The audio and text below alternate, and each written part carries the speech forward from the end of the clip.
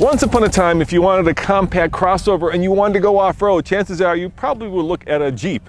But today, Toyota has a competitor. It's right there. It's the brand new Toyota RAV4 Adventure. And coming up right now in the Fast Lane car, we're going to compare it to the Compass Trailhawk off-road.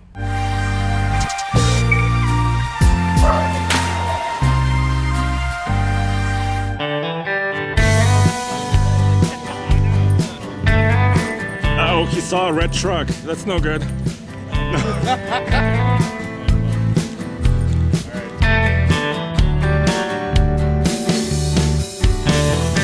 Under the hood of the RAV4 is the same engine that's under the hood of every RAV4. It's a 4-cylinder, puts out 176 horsepower and 172 pound-foot of torque. In this case, it is mated to a 6-speed automatic transmission, and believe it or not, you can get this Adventure in both a front-wheel drive or an all-wheel drive. And of course, we're going to be testing the all-wheel drive. So I'm in the RAV4 Adventure on what is certainly not an adventure, more of a dirt road. And I have to say that, you know, Toyota certainly has the off-road provenance, the pedigree to build a small, compact off-roader if they wanted to.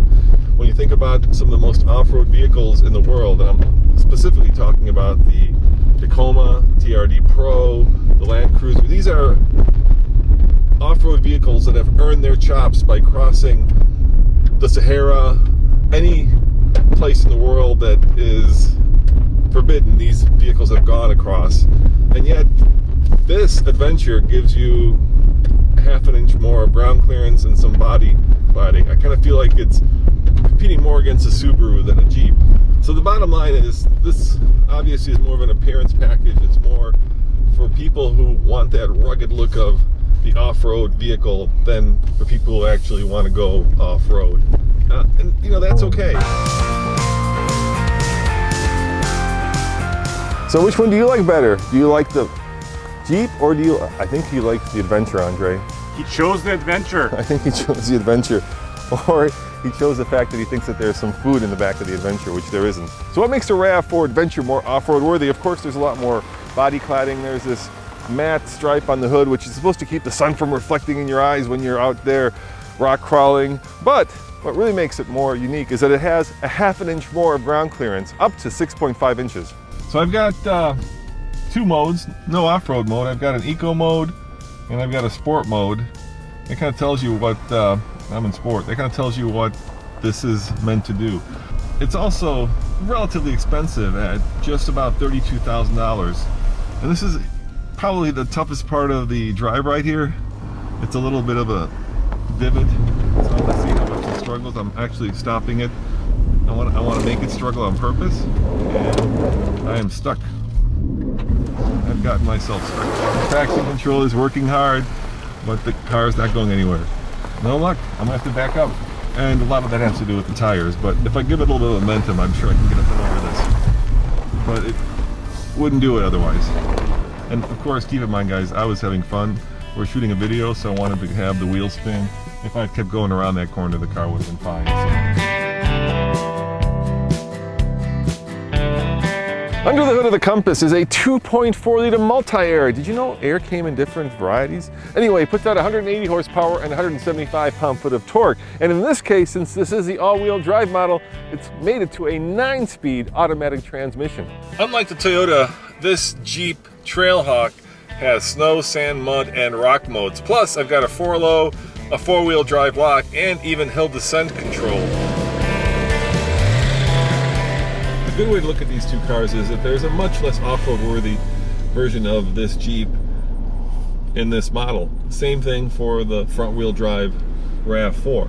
But where the RAV4 kind of leaves off with the Adventure, the Jeep Compass Trailhawk goes another step or two above it. In other words, it's got more ground clearance, it has more off-road goodies, terrain management, which basically allows the Jeep to figure out what the best possible traction is. In other words, the computer decides where to send power and where to hit the brakes, and all that makes this a very off-road capable vehicle, much more so than the RAV4. But if you're talking about serious off-roading, which often means things like locking diffs or disconnectable sway bars, or even a transfer case, which most pickup trucks have. This doesn't have it. So it's still a compact crossover that is perhaps the most capable off-roader here, but it doesn't mean that I would put it up against the Wrangler. This Jeep Compass Trailhawk costs $4,000 more than the Adventure. And what do you get for that money? Well, you get a vehicle that's trail rated, and trail rated means it's got such things as recovery hooks, much more aggressive tires, more ground clearance, but you also get the matte sticker on the hood to keep the sun from reflecting in your face when you're off-roading. Is this the ultimate off-road compact crossover? Is it worth $4,000 more than the Adventure? And I would say, if you're looking to go seriously off-road, look at a Wrangler. If you're looking for a vehicle that is more than a soft off-roader, look at the Compass. And if you're looking for a soft roader that looks like a off-roader but doesn't necessarily have the wherewithal to tackle anything really hard, then look at the Toyota. And if you want something that's really worthy off-road, go for a Land Cruiser, a Tacoma TRD Pro, or a Wrangler. So this comparison was a little bit of apples to oranges, and that's because this Compass is trail rated, which means that here at the Texas Truck Rodeo, it can go on the harder of the 3 off-road courses. But if you're looking for something that looks off-road worthy and will take you, let's say, overlanding, but not necessarily over the mountain, then the Rav4 Adventure is also a good choice. As always, this is Roman reporting for the Fast Lane Car. Check out tflcar.com for more news, views, and of course, real-world Texas off-road reviews.